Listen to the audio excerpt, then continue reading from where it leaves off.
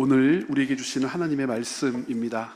구약성경 예레미야애가 2장 20절로 22절까지의 말씀 함께 보시겠습니다.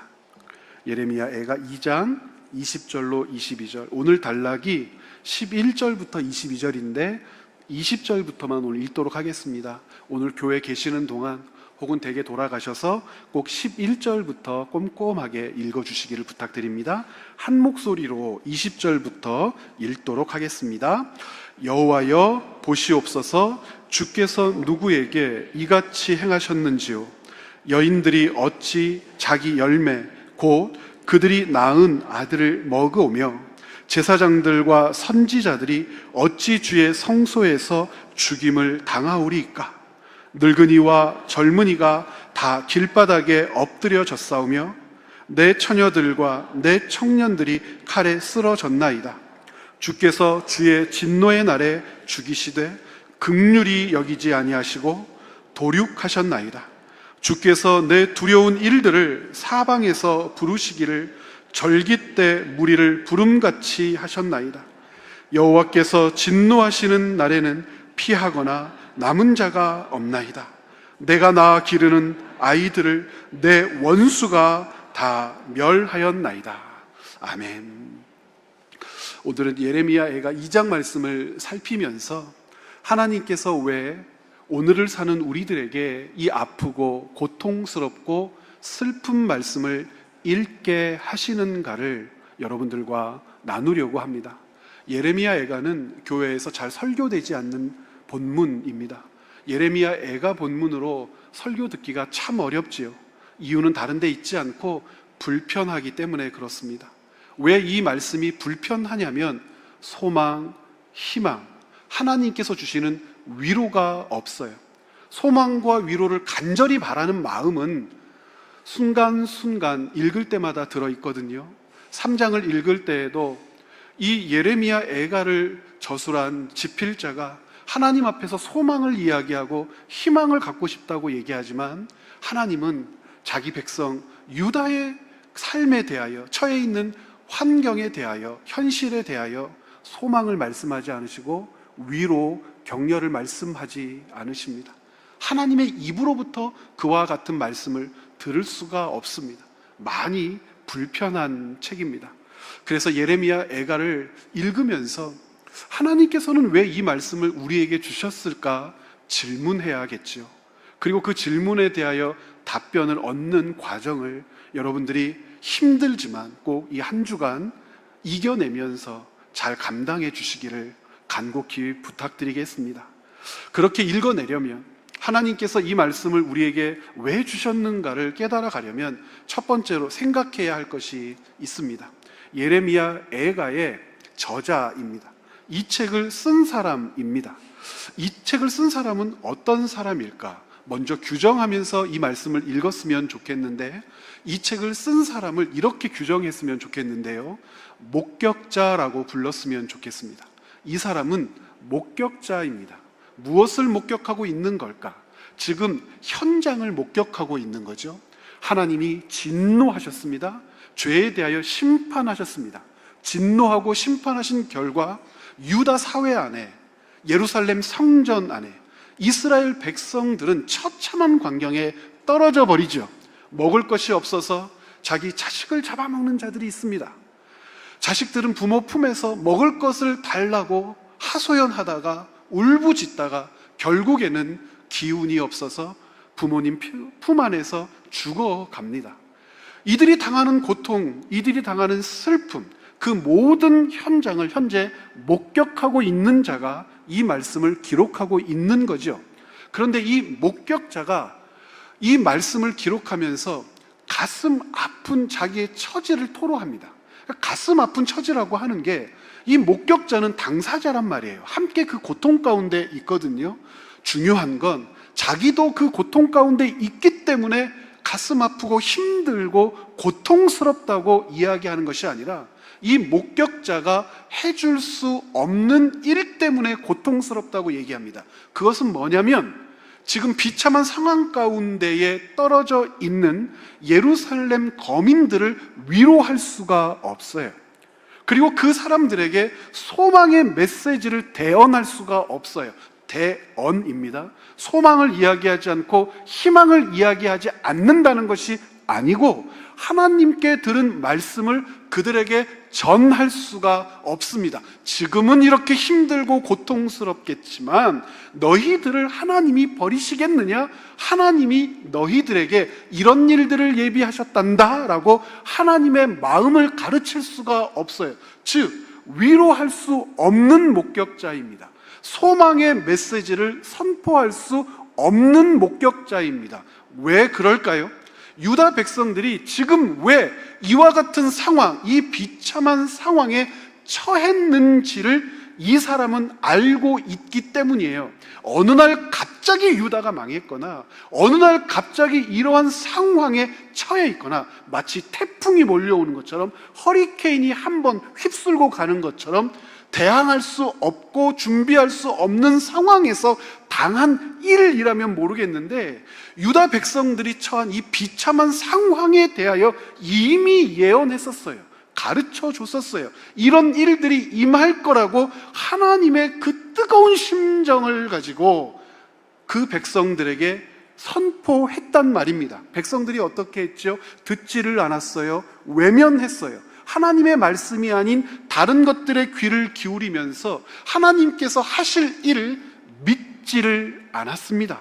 지금 처해 있는 상황, 그리고 그것을 목격한다는 것은 어디로부터 시작된 목격이냐면 거절하고 외면하고 배교하고 배도했던 그때로부터 하나님께서 예고하셨던 절망, 심판이 있을 거라고 하는 말씀의 그 현실, 현장까지를 목격하고 있는 목격자입니다.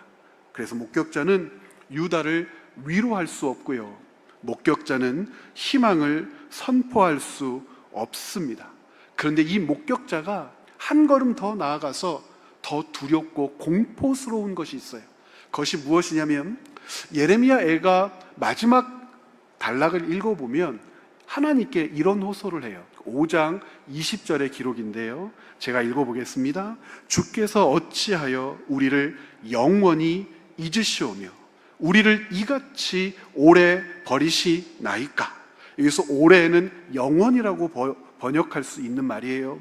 문장입니다. 이렇게 생각할 수 있죠. 우리를 영원히 잊으셨습니까? 질문하는 겁니다. 우리를 이같이 영원히 버리신 겁니까? 라고 하나님께 질문하고 있는 겁니다. 어떤 단어가 쓰였는지를 주목해야 되냐면 영원히 버리셨습니까? 영원히 잊으신 겁니까? 할 때 그 영원이요, 끈 모를 때까지 우리를 내던지신 겁니까? 아니죠. 목격자는 알고 있었어요. 무엇을 알고 있었죠? 몇 년이 지나면 회복된 거라고 하는 것을 알고 있었습니까? 70년의 기한이 차면 바벨론의 포로로부터 돌아와 다시 예루살렘이 재건될 거라고 말씀해 주셨단 말이에요. 하나님이 분명히 약속해 주셨거든요. 그런데 왜 목격자가 영원히라고 하는 단어를 써가면서 하나님께 우리를 버리신 겁니까? 우리를 이같이 내버려 두시는 겁니까? 라고 했을까요? 하나님의 침묵 때문에 그렇습니다. 하나님의 침묵. 하나님께서 이스라엘이 당하고 있는 그 처참한 현장 안에서 그 어떤 말씀도 주시지 않는 거예요. 하나님이 침묵하시며 이스라엘이 당하는 그 고통스러운 현장을 마치 방치한 것처럼 읽혀지고 깨달아지는 거예요. 그리고 그 현장이 얼마나 고통스럽고 힘들었던지, 어떻게 고통스럽고 힘들었냐면 상상할 수 없을 만큼, 어떻게 이런 일이 일어날 수 있을까라고 하는 말을 2번 이상 반복하면서 하나님께 여쭙거든요. 자, 망한다는 것은 들었지만 망한 모습이 이 지경까지 이르리라는 것은 생각하지 못했던 거예요. 너무 처참한 현장이죠. 여러분, 이 과정 가운데에 이 목격자인 예레미야 애가의 제자가 본 것이 있습니다. 오늘 저와 여러분들이 이 책을 하나님이 왜 읽게 하셨을까를 생각해 볼 때 바로 여기에서부터 시작돼야 합니다. 이 사람은 무엇을 본 걸까? 여러분, 당사자라고 하는 말 아시죠? 당사자. 당사자라고 하는 것은 사건에 직접 개입되어 있는 사람을 당사자라고 합니다. 지금 이스라엘 백성들이 고통을 당하죠. 그러면 고통을 주신 분은 누굽니까? 하나님이시죠. 세상 원리, 논리대로 본다면 여기에는 가해자가 있고 피해자가 있죠.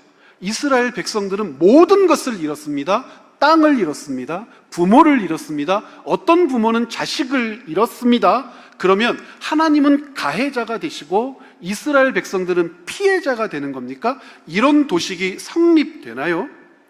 당사자지요? 누가 당사자시죠? 이스라엘 백성들이 이 사건의 당사자지요? 누가 당사자지요? 이 사건을 일으키신 하나님이 당사자지요? 그러면 어떻게 받아들일 수밖에 없는 구도가 형성되죠? 하나님은 가해자시고 이스라엘 백성은 피해자가 되는 겁니다. 여러분 그렇습니까? 그럴 수 없습니다. 지금 이 목격자가 발견한 것, 목격자가 깨달은 것이 바로 그 부분이에요. 지금 이스라엘 백성들이 힘든 이유는 무엇입니까? 부인할 수 없습니다. 그들의 죄에 대한 하나님의 심판입니다. 하나님은 그들을 심판하시기 위하여 무엇을 몽둥이로 들어 사용하셨죠? 바벨론이라고 하는 그 제국을 몽둥이로 들어 유다를 두드러 패셨습니다. 그런데 이 목격자는 가해자로 하나님을 몰지를 않아요. 그게 무슨 뜻이냐면 바벨론이라고 하는 그 제국이 유다를 힘들게 하고 바벨론이 어떻게 유다를 침략해 들어가고 그 수탈하고 약탈했는지 그런 내용들을 자세히 기술을 하므로 이 바벨론 나쁜 놈들이라고도 기록해도 괜찮을 것 같은데 예레미야 애가에는 바벨론에 대한 비난도 없어요. 그건 의도적인 겁니다. 바벨론이 지금 유다를 침공했기 때문에 이런 사단이 벌어진 거거든요. 성벽이 무너지고 성전이 불탄 거거든요. 그런데 바벨론을 직접적으로 비난하지를 않아요. 어떤 도식을 만들지 않기 위함이냐면 하나님을 가해자로 유다 백성들을 피해자로 사람들이 쉽게 생각할 수 있는 너무 가혹한 것 아닙니까? 너무 무지막지한 것 아닙니까? 라고 하는 말도 하지 못하도록 그런 도식으로 빠지지 않도록 가해자를 거론하지를 않습니다. 그러면 이 저자, 선지자라고 하죠. 이 예레미야 애가의 저자, 선지자가 확인한 당사자는 누구일까? 당사자는 가해자와 피해자로 읽히는 것이 아니고 이스라엘, 유다 백성들이 현재 이 심판, 하나님 진노에 대한 고통의 당사자라면 누구도 당사자라고 우리에게 가르쳐 주냐면 하나님도 이 고통의 당사자입니다 라고 하는 것이 나는 하나님도 이 고통의 당사자이심을 보았습니다 라고 하는 것이 예레미야 애가 전체에 흐르고 있는 문맥입니다. 그래서 예레미야 애가 2장 18절부터 19절에 어떤 기록이 나와 있냐면 여러분 18절로 19절 같이 한번 읽어볼까요? 그들의 마음이 주를 향하여 부르짖기를 딸 시온의 성벽아 너는 밤낮으로 눈물을 강처럼 흘릴지어다. 스스로 쉬지 말고 내 눈동자를 쉬게 하지 말지어다. 여기까지 먼저 읽지요. 자, 여러분 그냥 읽어버리면 이 문장이 무슨 뜻인지 몰라요. 지금 뭐라고 요구하고 있어요? 시온에 대하여, 예루살렘에 대하여, 유다 백성에 대하여 밤낮으로 쉬지 말고 눈물을 흘리며 아파하고 고통스러워해라. 이렇게 되어 있는 거예요. 쉬지 말아라. 밤낮으로 눈물을 강물처럼 흘려라. 내 눈동자가 눈물 흘리는 일을 멈추지 않게 해라. 그러면서 19절에 초저녁에 일어나 부르짖을지어다. 내 마음을 주의 얼굴 앞에 물 쏟듯 할지어다. 초저녁에는 어떤 한 시점을 정해주는 시간이 아니라 처음부터 계속해서 하나님 앞에서 울고 슬퍼하며 아파해라 라고 기록하고 있는 겁니다. 지금 무엇을 요구하고 있는 거냐면 유다의 이 모든 현장을 목격하고 있는 이 목격자는 유다의 죄를 고발하는 게 아니에요. 유다는 이런 죄를 지었기 때문에 이렇게 벌을 받는다, 선지자들의 기록처럼 그 도식을 따르고 있는 게 아니에요. 죄를 고발하면 아무리 그 죄에 대한 고발이 가혹할지라도 그 고발 다음에는 어떤 일이 있죠? 회복한다면, 가정이 있어요. 너희가 돌이킨다면, 하나님 앞에 너희의 죄를 자복한다면 어떻게 해주실 것이다? 용서해 주실 것이다. 하나님이 화를 내시겠지만 회복해 주실 것이다. 너희를 위로해 주실 것이다로 끝나요. 그런데 지금 이 목격자가 본 것은, 목격자의 이 글은 죄에 대한 고발이 아니라 유다가 지은 죄에 대한 하나님의 징계를 요구하고 계시는 것이기 때문에, 이 징계를 바라보며 유다 백성들이 갖추어야 될 첫 번째 마음은 무엇이냐면, 죄와 죄인인 너희들에 대하여 슬퍼하고 슬퍼하며 아파하고 아파하라고 요구하고 있는 겁니다. 이 슬퍼하고 슬퍼하고 아파하고 아파해라 라고 하는 이 말을 유다 백성들에게 할 수밖에 없는 이유는, 이 슬픔과 고통의 당사자가 너희뿐이 아니라는 거예요. 지금 너희가 죄를 짓고 하나님의 진노 가운데 벌을 받으니까 너희만 슬퍼하고 고통스럽고 아파하는 것처럼 보이지, 아니, 너희처럼 슬퍼하고 고통스럽고 아파하는 당사자가 또 있어. 그분이 누구라고요? 우린 성경을 읽으면서 성경 안에서 우리와 하나님의 관계를 아버지와 자녀라고 이야기하는데, 이와 같은 경우 때문에 그렇습니다. 자식이 도적질을 하고 고발당했어요. 아버지가 불처럼 화를 내면서 자식을 혼내요. 자식을 두드려 패요. 자식이 사기를 쳤어요. 입에도 담지 못할 그 못된 짓들을 하고 왔어요. 자식을 야단치고 자식으로 하여금 그 잘못을 고백하도록 다그쳐요. 아버지가 가해자입니까?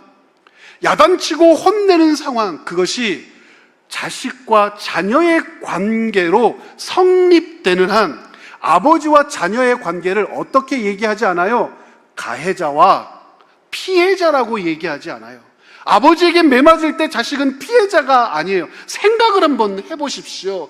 그 도적질하는 자식, 거짓말하는 자식, 사기치고 돌아다니는 자식, 나이에 걸맞지 않은 수많은 잘못들로 민폐를 끼치고 있는 그 자식에게 화내고 야단칠 때 그 고통은 자식만의 몫입니까? 누구의 몫이 더 클 것 같습니까, 여러분? 여기 부모로 살고 계신 분들 많지 않습니까?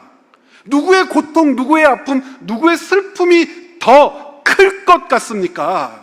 매맞는 자식의 슬픔이 더 클 것 같아요. 막 울부짖으니까 이러다가 저 죽겠어요. 그만 좀 때리세요. 당신이 나를 낳은 아버지 맞아요 라고 하면서 그 못된 말을 할 때, 부모 맞아! 이런 놈들도 있다고 하더라고요. 처맞을 때. 그런 말을 하고 동네방네 소리를 지르고 나면 그 놈의 소리가 크고 가혹한 것 같으니까 그 놈이라고만 해서 미안합니다. 성별 다른 분들도 계시는데 주로 그 놈이 그러죠. 그 놈이 지르는 그 소리가 대단하고 엄청나기 때문에 그 놈만 고통스러워 할 것 같냐고요. 아버지와 아들의 관계에서 가해자와 피해자가 가당키나 한 말입니까? 지금 예레미야 애가를 우리에게 읽도록 하고 이 글을 쓴 사람은 목격한 거예요. 끝까지 이 슬픔과 고통 중에도 무엇을 놓지 않고 있는 거예요? 그분은 우리의 아버지이시다는 거예요. 그분이 우리의 아버지이시라면 그분이 슬퍼하는 것을 보아야 하지 않겠느냐? 그분이 아파하는 것을 보아야 하지 않겠느냐? 너희들 고통스럽냐? 너희들 죽을 것처럼 힘드냐? 땅 다 빼앗겨 버리니까 이제 아무것도 없다고 허탈하며 울부짖냐? 너희보다 더 슬퍼하시는 분이 있다. 너희보다 더 고통스러워하는 분이 있다. 너희보다 더 아파하시는 분이 있다. 그런데요, 이 철모를 자식은 뭐라고 이야기하고 있냐면, 자기가 당하는 것이 자기의 죄 때문인 줄은 알아요. 그래요, 내 죄 때문이에요. 여기까지는 이야기해요. 그 다음이 문제죠. 조금 진작 좀 말려주시죠. 말리지 않았느냐? 말릴 때 좀 세게 좀 말려주시죠. 세게 말리지 않았느냐? 이런 일이 벌어질 거라고 가르쳐 주시면 안 됩니까? 여러분, 이 예레미야 애가의 저자라고 알려진 예레미야도요 깜짝 놀랐어요. 이 정도일 줄은 몰랐다고 해요. 하나님은 말씀하셨지만. 그래서 이 예레미야 애가는 마치 어떤 모습을 우리에게 보여주냐면 울부짖고 고통스러워하고 아파해요. 울부짖고 고통스러워할 만큼 그 자식을 두드려 팬 아버지가 이 자식을 끌어안고 있는 거예요. 이 자식의 울부짖음과 고통은 누구 품에서 울부짖는 고통과 아픔입니까? 아버지 품에서 울부짖는 고통과 아픔이에요. 그런데 왜 이 말씀이 귀에 들리지 않을까요? 왜 이 말씀을 잘 읽으려고 하지 않을까요? 성경을 읽으면서 그리스도인으로 살면서 참 허망한 기대를 가질 때가 많기 때문에 그렇습니다. 제가 허망한 기대라고 말씀드려서 죄송합니다. 왜 허망한 기대냐면 이런 경우예요. 영화 얘기를 하나 하고 싶은데요. 예를 들고 싶어서. 여러분 굿 윌 헌팅이라고 하는 영화 보셨어요? 명작 중에 하나라고 전 개인적으로 생각하는, 가끔 한 번씩 보는, 제가 DVD가 있습니다. 혹시 빌려보실 분들 계실까요? 굿 윌 헌팅, 맷 데이먼이라고 하는 주인공과 로빈 윌리엄스라고 하는 주인공이 나타나죠. 이 로빈 윌리엄스가 좋아서 그 영화를 봤습니다. 로빈 윌리엄스의 그 죽은 시인의 사회를 1980년대 말쯤에 제가 그 영화를 보고 참 많은 생각을 했거든요. 내가 왜 지금 이 일을 하고 있을까? 공부하면서 내가 왜 이 일을 해야 하는가?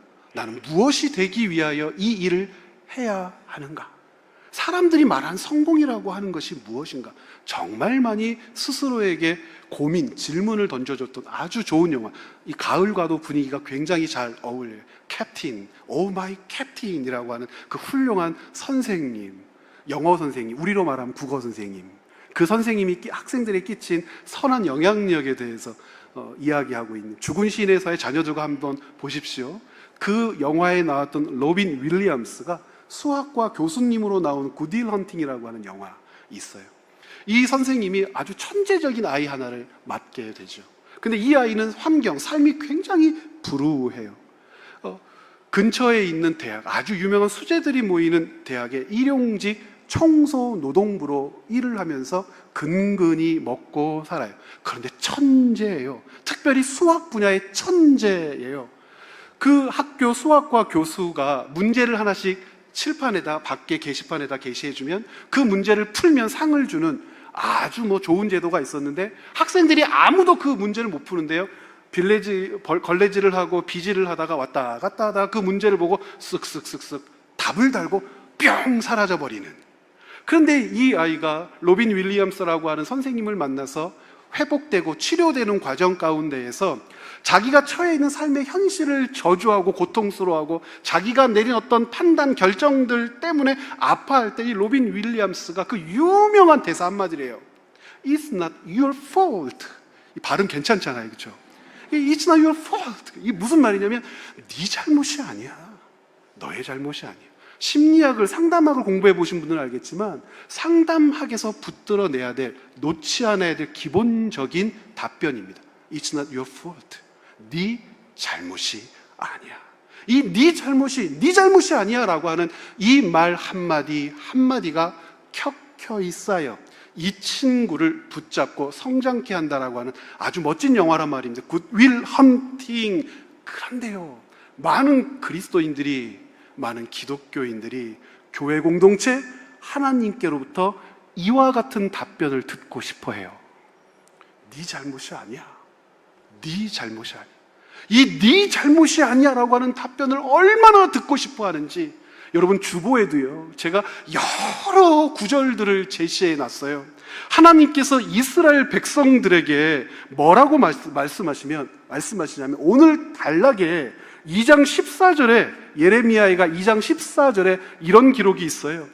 네 선지자들이 네게 대하여 헛되고 어리석은 묵시를 보았으므로 네 죄악을 드러내어서 네가 사로잡힌 것을 돌이키지 못하였도다. 그들이 거짓 경고와 미혹하게 할 것만 보았도다. 무슨 말이냐면 이 거짓 선지자들이 헛된 것, 망상을 보고 와서 하나님이 가르쳐 주시지도 않고 하나님이 그 입에 말씀을 넣어 주시지도 않았는데 제멋대로 너희들한테 거짓 것을 이야기했더니 그 거짓 것을 듣고 너희들이 지금 망하게 된 것이다 그래요. 이게 무슨 말이냐? 이 거짓 선지자들의 이야기에 얼마나 귀를 기울이고 그들의 말을 얼마나 좋아했는지 예레미야를 읽으면서 여러 번 확인했지요. 이 사기꾼과 같은 거짓 선지자, 돈만 밝히는 거짓 선지자, 하나님의 뜻이 아닌데 하나님의 뜻이라고 거짓말했던 거짓 선지자들이 대표적으로 어떤 거짓말을 합니까? 세 가지를 거짓말해요. 첫째, 예루살렘 성전은 절대, 예루살렘 성벽은 절대 무너지거나 불타지 않을 거야. 둘째, 우리는 멸망하지 않을 거야. 셋째, 그런데 바벨론이 쳐들어와 버렸네요. 여호야김 때에 그 쳐들어온 바벨론 앞에 왕이 무릎 꿇고 포로로 끌려가 버렸거든요. 그때 뭐라고 얘기했냐면 마지막 왕 시드기야가 있을 때, 등극할 때 2년 안에 다 해결될 거야. 지금 비록 바벨론이 기세등등하여 우리를 무너뜨렸지만 2년이면 해결될 거야. 예레미야가 뭐라고 그랬어요? 2년 같은 소리 하고 있네. 2년 같은 소리 하고 있네. 하나님이 70년이라고 그랬다. 이 70년. 그랬더니 예레미야 얼굴에 침을 뱉고 뺨을 때려버리는 거예요. 예레미야가 우리는 포로로 끌려갈 거야. 포로로 끌려갈 거야. 이 작두 뭐죠? 목에다 거는 것들을 왔다 갔다 하면서 돌아다닐 때 이걸 뺏어다가 꽉 부서뜨리면서 이런 일은 우리에게 일어나지 않을 거야. 그래서 백성들이 하나님의 말씀을 분별할 때 무슨 이야기를 중심으로 해서 듣고 싶어 한다고요? It's not your fault 이야기를 듣고 싶은 거예요. 니들 잘못이 아니야. 괜찮을 거야. 이 거짓 선지자들이 만들어 놓은, 거짓 선지자들이 심어 놓은 그 값싼 위로, 괜찮을 거야. 다 잘 될 거야. 그들 마음 깊은 곳에 심어놓은 그 긍정의 힘이라고 하는 것, 어차피 잘 되지 않겠어? 잘 된다 고백해라. 결국은 잘 되는 거야. 스스로에게 다짐해. 잘 될 거야. 너는 할 수 있어. 잘 될 거야. 너는 할 수 있어. 그렇지. 잘 될 거야. 너는 할 수 있어. 잘 될 거야. 너는 할 수 있어. 거짓 선지자들의 그 달콤한 유혹, 값싼 위로에 넘어가서 지금 너희가 이렇게 된 것 아니잖아. 이 거짓 선지자들의 위로, 네 탓이 아니야 듣기에는 좋거든요. 이런 말이 필요할 때가 있어요. 그런데 여러분, 사람이 겪는 슬픔에는 위로로 덮고 희석하고 빨리 털어내야 할 것 있는 것 맞아요. 그때는 네 탓이 아니야 하고 곁에 있는 사람이 말해줘야 합니다. 그런데 어떤 슬픔은 슬픔의 원인을 고백하고 침잠된 원인을 끌어올리고 또 끌어올려 찌꺼기가 남지 않을 때까지 울고 또 울어야 할 슬픔도 있어요. 또 모든 고통이 이유를 깨달아야 극복할 수 있는 것은 아니죠. 이유 없는 고통이라고 하는 것이 우리에게 있어요. 도무지 이게 뭐지? 욥의 심정처럼 바라보는 고통이 있어요. 그런데 어떤 고통, 어떤 아픔은 상흔을 붙들고 끝까지 어루만지지 않으면 더 큰 상처로 번질 그런 고통의 자국도 있는 겁니다. 이것을 분별하지 못하면 그저 한 가지만 듣고 싶어 한다는 거예요. 침잠된 그 슬픔과 고통의 원인을 끌어올릴 생각은 하지 않는단 말이에요. 밑에 깊이 깔아앉아 있으니까 마치 분말, 녹두 분말이 감자 전분이 밑에 깊이 깔아앉아 있을 때 위에는 맑은 물만 동동동 떠 있으니까 다 맑은 것인 양 착각할 때가 있단 말이에요. 막대기 하나 꼬집어 찔러서 휘 저어버리면 아이고 더러워 할 물을 깔아앉아 있으니까 괜찮다고 생각하면서 살아버린단 말이에요. 침잠된 그 슬픔과 고통의 원인을 끄집어 빼내지 않으면 마실 물이 될 수 없는데도요. 거짓 선지자가 바로 그따위 짓을 하는 겁니다. 거짓 선지자, 거짓말, 하나님의 말씀을 바르게 읽고 깨닫지 못하면 세 가지 위험에 빠져요. 첫 번째, 죄를 인식하는 기능이 마비돼요. 네 탓이 아니야, 함부로 말하면 안 돼요. 두 번째, 회개할 기회를 잃어요. 네 탓이 아니야 그러면 회개하지 않는단 말이에요. 세 번째가 더 문제예요. 네 탓이 아니야 라고 말하면 하나님 탓입니까? 단절되고 깨어진 하나님과의 관계, 그 심각성을 간과해 버려요. 하나님께 가까이 나아가지 못하는 것, 하나님의 이름을 성실하고 진실하게 온전하게 부를 수 없는 상태로 썩어져 버리는데도 그것을 알지를 못하면서 살아버리는 겁니다. 거짓말을 들으면.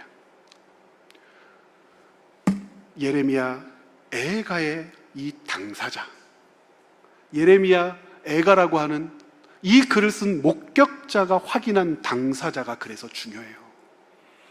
유다가 고통스러워한다고 하는데 이 고통은 유다만의 고통이 아니요, 하나님의 고통이에요. 가해자와 피해자의 상황을 보여주는 것이 아니요, 피해자가 아니요, 이 고통, 슬픔, 아픔의 당사자를 우리에게 들어 보여주고 있으면서 우리가 고통스러워하는 그 고통보다 더 깊이 슬퍼하고 아파하는 분이 계시다고 바라보게 해요. 그것을 바라보게 하는 것이 소망인데, 왜냐하면 가해자와 피해자가 아니고 나는 피해자라고 고백하지 않고 이 고통은 나만의 고통이라고 고백하지 않을 때 우리에게 아버지가 계신다는 것을 알게 되고, 아버지의 진노로 내가 이 고통을 당하지만 내가 당하는 고통보다 아버지의 고통이 더 크리라는 그 성숙함을 얻게 되기 때문에 그렇습니다. 창세기 6장 5절부터 6절을 읽어보면 바로 이 사실을 우리에게 가르쳐 주는데, 6장 5절에 이런 기록이 있어요. 여호와께서 사람의 죄악이 세상에 가득함과 그의 마음으로 생각하는 모든 계획이 항상 악할 뿐임을 보시고, 그래서 어떻게 하셨죠? 홍수로 세상을 쓸어버리셨어요. 여러분, 홍수로 세상을 쓸어버리면서 이 더러운 것들, 이 지저분한 것들, 아이고 속이 다 시원하다 그러셨겠어요? 6절에 뭐라고 기록되어 있어요? 땅 위에 사람 지으셨음을 한탄하사 마음에 근심하시고, 히브리어 성경에 보면 한탄하사 마음에 근심하시고를 이렇게 그냥 직역할 수가 있어요. 이것은 조금 설명하면서 번역한 것인데 이렇게 해요. 두 가지. 첫 번째, 심장에 상처를 입으셨다. 땅 위에 사람 지으셨음을 보시며 하나님께서 심장에 상처를 입으셨다. 두 번째, 이렇게도 해석합니다. 하나님의 가슴이 저리도록 고통스러워 하셨다. 마음에 근심하시니라고 하는 이 근심하시니를 신인 동형론적 표현이라고 해서 하나님의 심정을 알게 할 어떤 것으로 이해하려고 하는데, 그것보다 훨씬 더 깊고 훨씬 더 크고 훨씬 더 우리 입장에서, 우리 입장이라고 하는 말도 너무 고급져요. 그냥 하나님은 우리와 같이 되신 거예요. 그 죄에 대하여 고통스러워하고 아파하시되 심장에 상처를 입으신 것처럼 가슴이 찢어지는 것과 같은 아픔을 입으셨다고 되어 있어요. 그래서 침묵하셨단 말입니다. 왜 침묵하셨냐면 하나님이 그 고통의 당사자시니까. 우리는 고통스러워하며, 유다는 고통스러워하며, 이스라엘은 고통스러워하며 울부짖기라도 하는데, 하나님은 그 죄와 죄인을 자식이라고 부르시며 자녀라고 부르시며 고통스러워 하시되 한마디도 내뱉지 못하시는 거예요. 그 자식을 붙들고 함께 우시는데 자식은 그 품에서 울부짖고 소리를 지르고 아프다고 발버둥치지만 하나님의 흐느끼는 소리, 하나님의 눈물, 하나님의 고통은 눈치도 못 채는 거예요. 예레미야 31장에 보면 하나님의 이와 같은 심정을 또 이렇게 기록해놔요. 에브라임은 나의 사랑하는 아들, 기뻐하는 자식이 아니냐. 내가 그를 책망하여 말할 때마다 깊이 생각하노라. 그러므로 그를 위하여 내 창자가 들끓는다. 단장되는 창자가 끊어진 것과 같은 그 고통으로 북이스라엘 에브라임을 향하여 진노하시고 징계하시고 화내셨다는 거예요.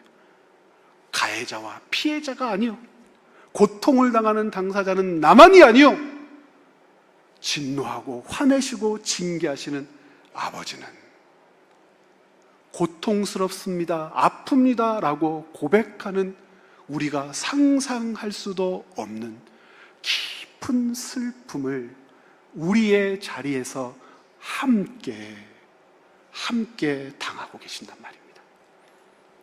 여러분들과 예레미야 애가를 우리에게 왜 주셨는가를 생각하고 결론을 나누기 전에 한 가지를 다시 부탁드리면서 이 결론을 함께 읽고 싶은데요. 사랑하는 여러분, 우리는요, 하나님이 죄에 대하여 슬퍼하시는 것처럼 죄에 대하여 슬퍼하며 삽니까?